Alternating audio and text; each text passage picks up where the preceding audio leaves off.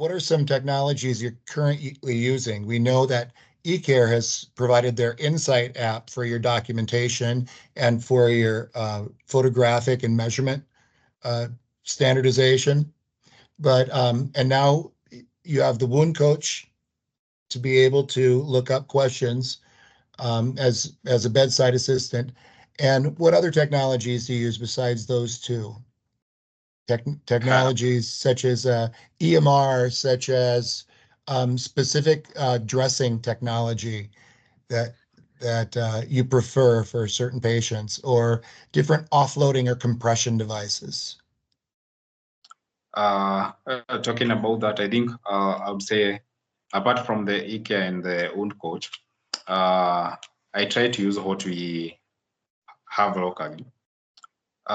There are various things that maybe can, although they are quite expensive. For example, the vacuum dressings, the oxygen therapy. Wound vac, yes, negative pressure.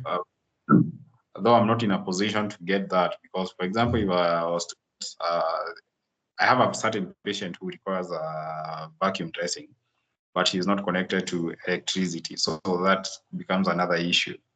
So I try to use what is available. For example, the silver dressings, the charcoal dressing, and the other normal gauzes. Anything that is locally available, I'll try to get that. But for more advanced materials, I'm not in a position to use them. I might get a patient who is maybe in need, but outsourcing the product becomes an issue, yeah. That's interesting about the negative pressure. And I suppose with rolling blackouts that you're having with the flooding, how would you keep your pump charged as well? But a few years back, when Haiti was hit by a hurricane, the island of Hispaniola with Dominican Republic on one side and Haiti on the other, Haiti had very low resources. And an MIT graduate from Boston designed, for the total cost of like $10 at the hardware store, a negative pressure wound therapy system to use in Haiti during the relief efforts after the hurricane. So I'll try and find that that article for you. It was genius stuff. And it was mechanical, not electrical. So you didn't rely on plugging it in. Okay, there's another one that I've seen in the market that uses battery, small batteries. You need to change them after maybe 7 days, and they work well. Yeah, I think there's a couple of those on the market over here in the US. Sure. Yeah. So let me ask you, what do you do for continuing education for yourself and your staff right now? Okay, what I do mostly, I try to get any relevant wound article. I'll go through it. I try to get myself through their own CMEs. Okay. If there's a training, I try to make sure that I attend if available. And I also do a lot of research through online. Maybe I'm stuck. I run to the Google stuff, Google anything that I want. Yeah. It sounds like you're the expert in your field in Kenya. So you're probably the one performing the education instead of receiving the education.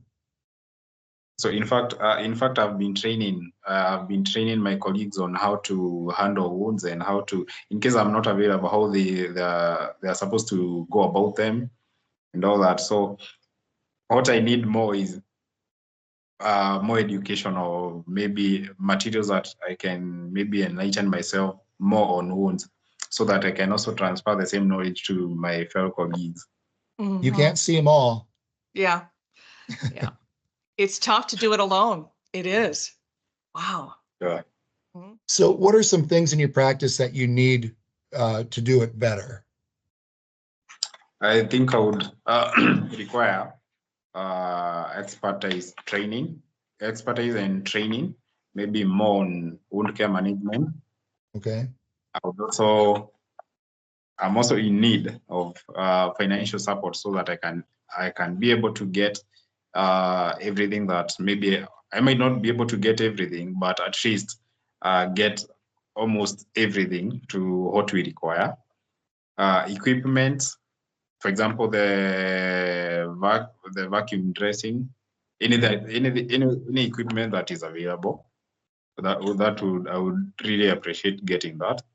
Now that we are under eCare, networking and advocacy.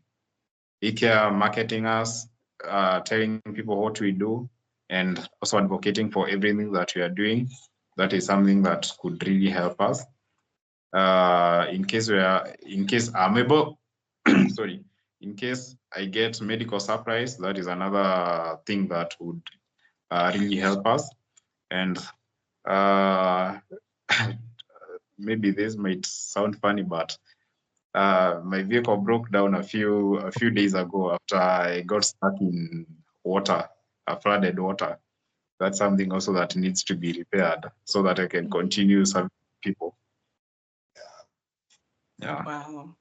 Yeah. So if I recap this, we're looking at financial support for supplies, training and educational supplies and information, negative pressure wound therapy, opportunities, general medical supplies, and reliable transportation. Sure. Okay, great.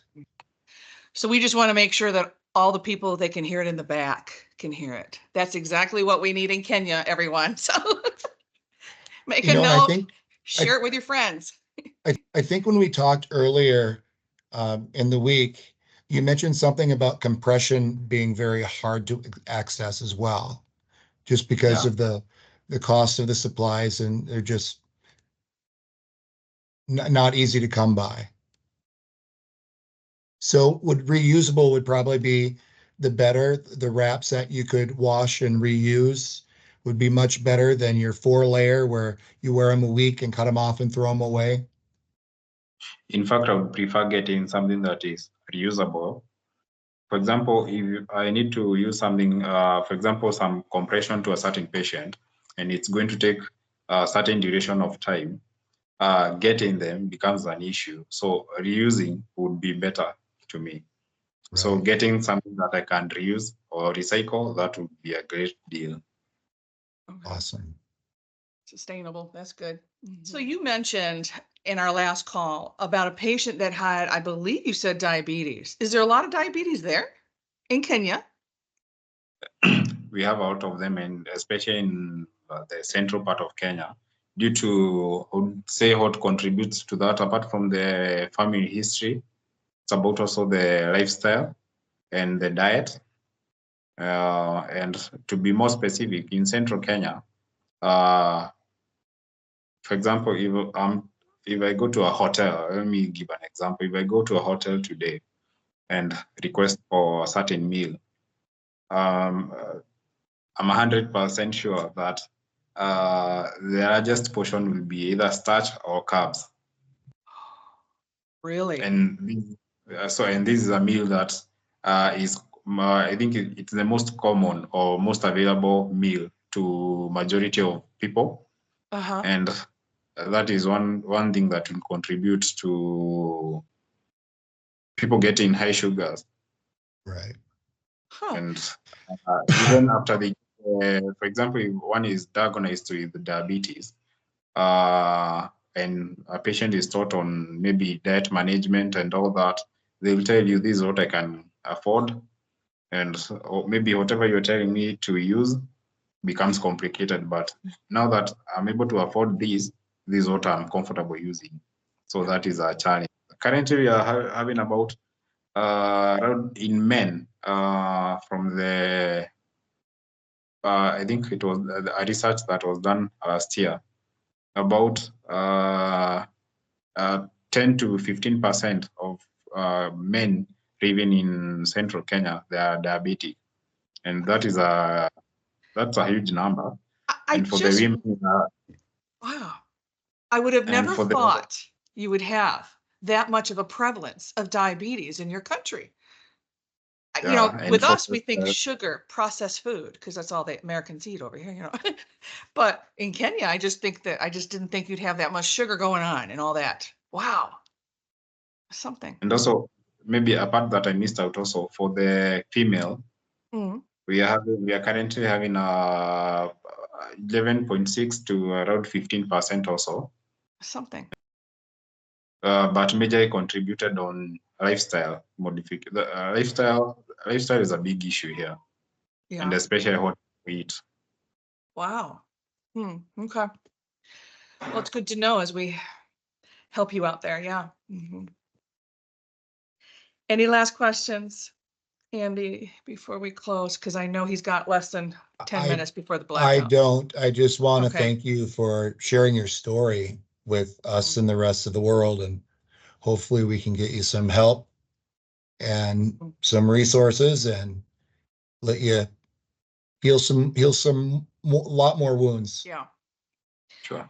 If anything, you know that if you need something, we have the wound coach that's going to keep us connected. And so your desire of having more education and more resources on that side of things, I'm going to work on making sure that you can get those things and we can get it through the wound coach, you know, so we can stay connected.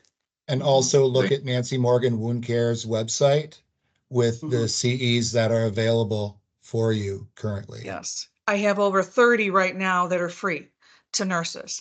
So you can use them at your leisure when you have electricity. Yeah.